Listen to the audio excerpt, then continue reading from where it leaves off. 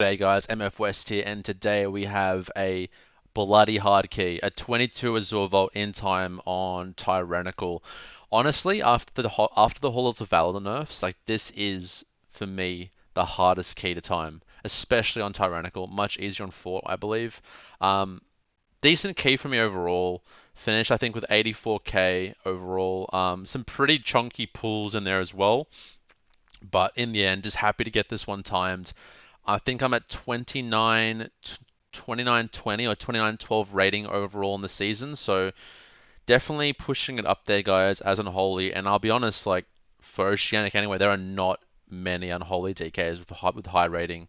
I think there's only two of us above 2900 at the moment in keys. So hope to be pushing out content for you guys to watch. But in terms of my gear that I'm running for this key, I actually chose the monk that we did the key with was running a whispering, so I chose to run whispering as well. I'm 4 set. That's all my gear. I've got the 2 crafted rings with haste mastery. If I could, in a perfect world, I would have one with crit mastery, not both haste mastery, but not enough sparks in the game. Puzzle box, and as I said, whispering. So nothing too crazy, guys. Pretty standard there. 417, almost 418 item level with the setup.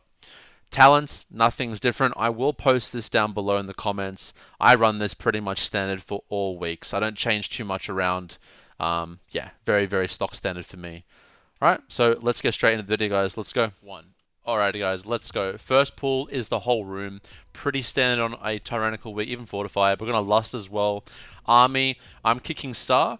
And basically what we want to be doing is mass interrupting the golems or the furies. I keep forgetting their name. They do like a piercing shard mechanic, and you want to have AoE stops for that. So we have like tail whip from the dragon, my blind sleet, sweep, and they die like within 30-25 seconds. Everyone's doing 350k DPS here with Lust. We move into the next pack, and we have Dark Transformation, Holy Blight. Ideally, guys, you want to be having Unholy Blight and Dark Transformation at least at the bare minimum for all these pulls. There's some very large pools in the first section of the dungeon, arguably the biggest, so you want to make sure that you're using your kicks and your cooldowns correctly.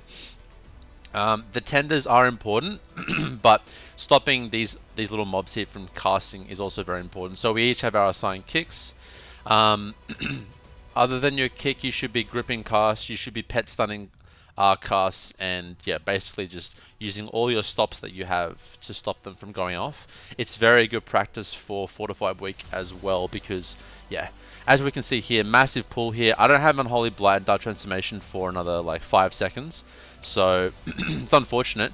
Now I have my nameplate so I can see when they're about to cast. I'm just watching which ones are about to cast, and I'm gripping them before the piercing shard ability goes off in the tank. Now, on Tyrant, that really doesn't hurt the tank too much, but on Fortified, that shit will one-shot him. So it's very good practice as an Unholy Death Knight to be kind of microing your grips on each of the Crystal Furies as they go along. Now, as well, while you're in the pack, you have to be careful of the freaking Spitefuls. 2 hits, 2 auto attacks from a Spiteful means you are dead. So be very, very careful. Chains them, you know, dot them up. They die eventually. They're just a pain in the ass though. But yeah. Alright, we're going to move downstairs. Tank will slowly pull the entire room, and you're going to be basically kicking one of them pretty much. Each melee will be assigned to kicking and maintaining a kick on one of these tenders basically. And honestly, the tender, if it goes off, like I think it probably does about half your HP or half of my HP in a full cast. It's not too bad. Again though, this is Tyrant, so you know, not that bad. So yeah, this pack before boss. I choose to send Slappy Hands here. I just think it's more important to get these mobs down. Let's get on the boss, and we can Slappy probably one more time again on the boss before it dies anyway. So dedicate those cooldowns. I have Army, I have Puzzle Box. Those are the main cooldowns here for boss on pull. No Lust for 5 more minutes, unfortunately, but it is what it is. And alright, so this boss is honestly not too bad. It's not too bad of a boss. There's just one mechanic you have to be careful of, and I'll explain which one that is in a sec. Okay, so the actual mechanic to drop the explosive brand mechanic to drop on the trees, That's fine. That actually doesn't do much damage. Now, I AMS this. You should be AMSing the actual stomp, which happens in 3 seconds here. Now, watch the party's health. One tree was up, so we dropped down to about 25-30% HP. That's okay. For the rest of the fight, we do not miss a single tree. So I honestly would be saving your AMS for the stomp instead of the tree drop, okay? Now, I pretty much am going... The monk's not in Discord with us. I'm pretty much going for the close trees because I'm a wheelchair. Yeah, the rogue usually goes a bit further, and, you know, the tank and ranged have their own markers as well. And Unholy Dark Transformation, Unholy Blight Dark Transformation, the ad, Spam, Epidemic, they are down. And just continue funneling into boss. Never switch off the boss. Always cleave off the boss here, guys. I think we're going to get around 2 more stomps and the boss will be dead. It's a really straightforward fight. Like, you just have to make sure that you guys split up around the room and make sure you have your marks. So I move forward here to collect 3, and that's a perfect tree dump, I guess you can say. And the boss is pretty much almost dead here. I think it might be one more stomp and we should be done with the boss. Right after this boss, I completely forgot there's a large pool. And you're going to see the way my cooldowns line up, I do not have cooldowns for that pool. Which is just my bad here, really. But again, you want the boss to die as fast as possible. Again, clean drop here from all of us. I Unholy Blight Dark Transformation these. I really should have held and just killed the boss. The boss was dead anyway. There was no way we are going to get another stomp. I'm going to skip over to this pool now. So as you can see, it's a huge pool. I mean, my cooldowns line up basically when the pool starts, so that's actually perfect. The tree makes it very annoying. Now again, there are 4 Crystal Furies in this pack. You have to be stopping as many of these as possible. Yeah, like you can see, I'm gripping, our rogue's blinding, I'm sleeting, we're using everything. Holy shit, that touch of death is ridiculous. He just like AoE touched like all of them. Okay, very, very balanced. But yeah, this pool right here, this pool is very sketchy on Fortified. Like, you have to have stops for those at all costs. Okay, so we moved down to the ring. I'm going to skip that. We shredded past those 2 elementals and we took the book into the first ring. Here, guys, it's pretty straightforward. On the elementals, you have to be making sure that you kick your assigned Waking Bane. We have multiple ways to stop more than 1 kick as well, so just watch. I kicked there, but the monk also sweeps. This monk did a good job. He was pretty aware of what was going on at all times. Watch your feet. Watch Spiteful. Don't get caught in a bad position with where Spiteful is. And yeah, it's a little bit of an awkward pool. Unholy's doing okay though here because they're generally spread out. We then jump down from that ring to this level here, and the reason we're doing this is because we want to get our Lust on cooldown as soon as possible. As you can see here, Lust has not been used, and we want to get to the second boss and Lust as soon as possible. It's just unwanted downtime, and you do want to Lust that second boss. Like, it is by far the worst boss in here, by a long shot. The amount of time you spend on that boss is ridiculous. So again, we're just killing these mobs. I'm watching myself with the Spiteful, and we're going to move over towards the actual second boss room in a sec. After we kill this Crystal Thrasher, we'll take the book over, and then we'll progressively start to pull this entire room. Alright, so the Rune Seal Keepers are the mobs that you want to be watching. Their second cast is an Icy Chain Binding, I want to say that's what it's called. That will root everyone. You have to kick that, so very, very important there, guys, to make sure that you always have someone kicking it. Otherwise, just watch the frontal on the main elite mob, the lieutenant. Do not ever be on the tank for this pack. And yeah, rotate through your cooldowns. Honestly, it's fine. Like, keep in the back of your head, you want to have your main DPS cooldowns for when you come back from the first ad phase on the first boss. That is where you want damage, because that's where you're going to do most of his HP with Lust and everything. So again, watching the Rune Seal Keeper and nuking him down, kicking the actual binding mechanic. And I believe we're going to move to boss very, very soon. There's just one more pack after this, and we'll move to boss, which is pretty neat. I gotta say, these pulls, these 4 to 5 mob pulls, are not exactly amazing for Unholy. I think Unholy starts to shine at like 8 to 10 plus. 4 to 5 is just like the perfect range for Windwalker monks, outlaw rogues, even sub rogues to this extent. You're gonna see me like just not topping these pools, and like That's just due to the nature of our kit, guys. We're not going to beat these classes with these size pools. Monk goes down there due to a swirly. I'm going to not getting up here. I'm going to save up res here, and because the mobs are pretty much already dead, and we'll get them back up in a second.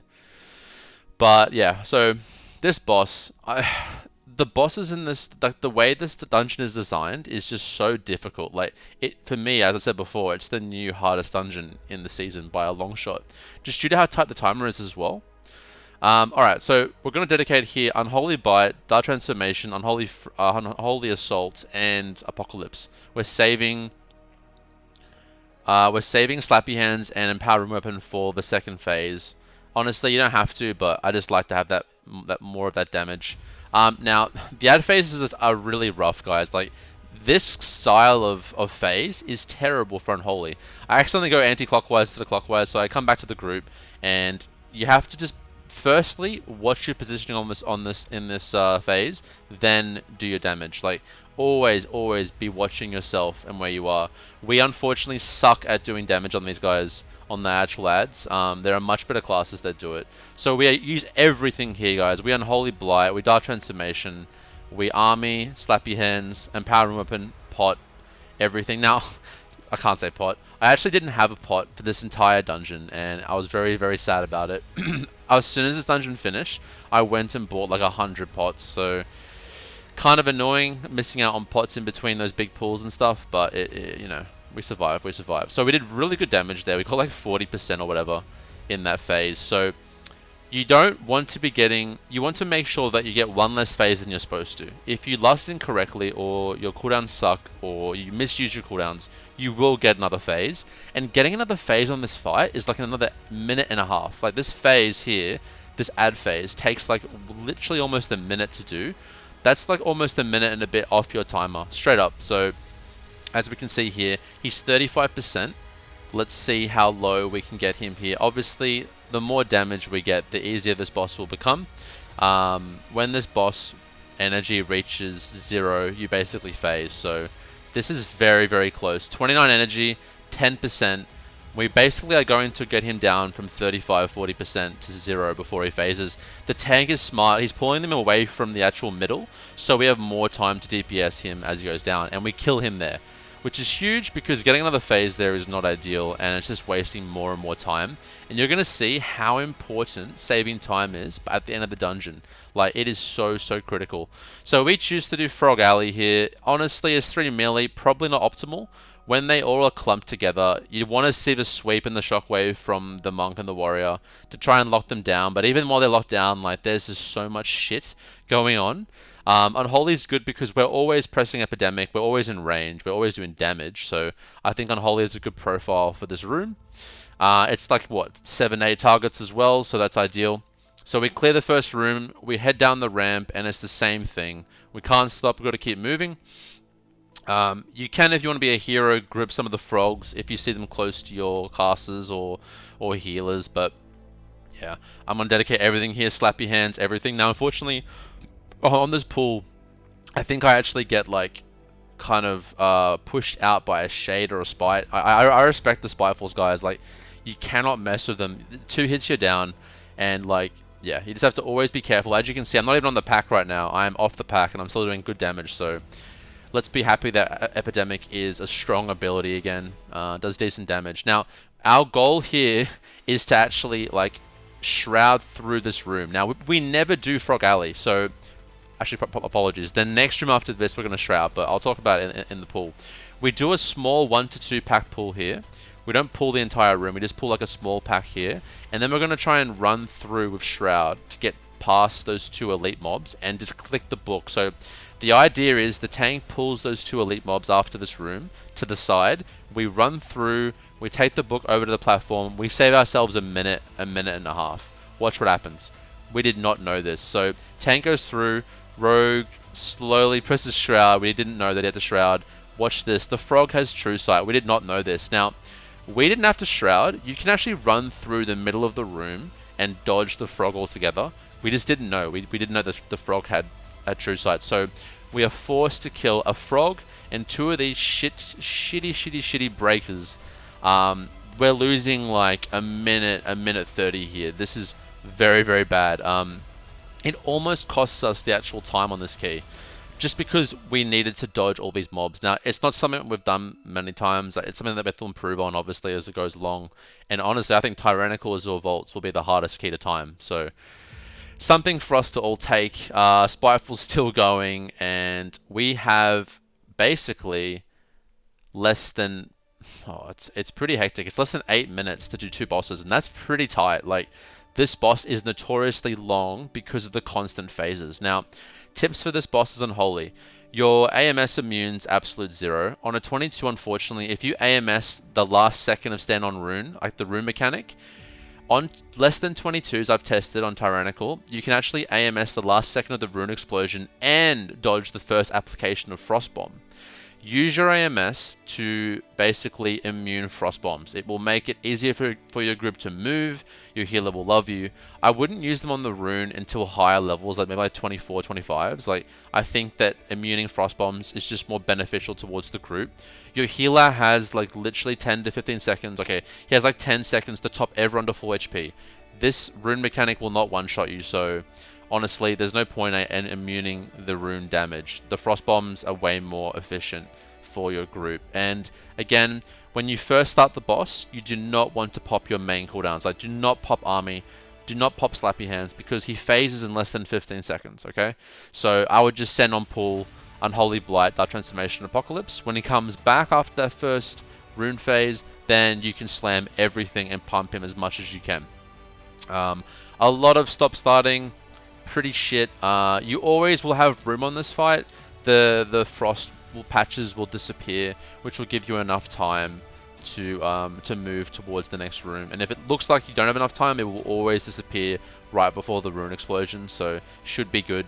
As soon as the timer goes down to 0 when you're dropping your frost bombs, you want to be moving as it pops, so you only take 1 tick. This has been nerfed, so it's a lot better. So we're going to head down. We have literally 3 minutes and 30 seconds basically to kill this boss, and that is tight. This boss is slow, it's shit, the movement sucks. You have to just pump, man. You have to just pump. So we lost on pull. Army comes up, and I'm going to get my main damage out here. I get a pretty decent rune there as well from the Thundering, so I'm doing big damn here, guys, with the Windwalker Monk. Because we lost on pull, we start the rune phase very fast. It's pretty easy, guys. As triple melee with the Windwalker Monk, like, we're not going to struggle on the runes. Again, the knockback mechanic is the one thing that can kill you on this fight. I AMZ'd the melee for that knockback. It's the only actual damage that occurs in this fight. If you get hit by an orb, you're dead, so it's the only damage that happens on the fight. So committing AMZ there is perfectly fine. Also, for every knockback, you should be pressing Death's Advance, because you need to be careful of what's behind you, guys. Be very, very careful. Now, I am going to try and send my cooldowns only into boss. I think with a Sub-Rogue and a Windwalker Monk, ads aren't going to be an issue. Now, remember, on this fight, there are only 3 ad phases. After the 3rd ad phase, you are just tunneling boss. The orbs are kind of sketch here. We head up to the top of the hill. Remember, you can run up the hill. I don't know how far the orbs go up the hill to chase you, but you know, we're Death Knights, so we can't be slowed more than, I think it's dropped below more than 60% slow, so we're pretty chilled on this fight, guys. Just be careful. Death's Advance, save your Death's Advance charges for the knockbacks and for when you need it. The knockback is Unleash Destruction. I didn't have a immunity for that one, but I looked behind me and I was safe. Now, Army's coming back up. That's how long this fight is, and there's 30 seconds left. So Army, I get Unholy Blight, Dark Transformation, Puzzle Box, and we know this boss is going to die in those 20 seconds left in the key. When Army and Puzzle Box combined are running, and boom, we get it with less than 8 seconds left to spare. Honestly, like, super, super tight. It's a hard key. You need to be so perfect. You need to be basically like looking for ways to cut off your time. We messed up. We almost didn't time it. That's how hard it is. It's an okay key for Unholy. You just have to make sure that you're using your cooldowns correctly on those big pulls, like I said, and pump bosses as much as you can. We finished 84k overall behind the Rogue and the Monk. That's respectable. I was just checking because our healer logged it. I'm up there with like the top 5 for this key level for the keys that have been logged, so I think it's an okay DPS overall. Could have been better. better optimized CD usage, but hey, we timed it, guys. Thank you very much for watching. Please follow me on my socials at MFWestWow on Facebook and Twitter, and I'll catch you guys again with more content. See ya.